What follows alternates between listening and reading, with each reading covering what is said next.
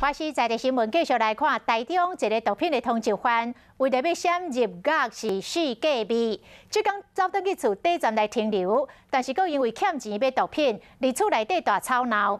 76岁老爸挡袂牢，报警察来抓人，想袂到后生参警察嘛拍惨落，这个警察的目睭角互拍着伤。好啊，几啊dollar啊？我目睭足艰苦啊！这是一名毒品的通缉犯，警方要来甲逮捕的时阵，伊阁无愿意配合，竟然又阁攻击警方。哎，你做啥啊？你连眼在扣你的名，你做啥？男子用头去弄警察，害着这名警员目睭受伤，但是伊真勇敢，也是执行任务，将这名通缉犯压制在地。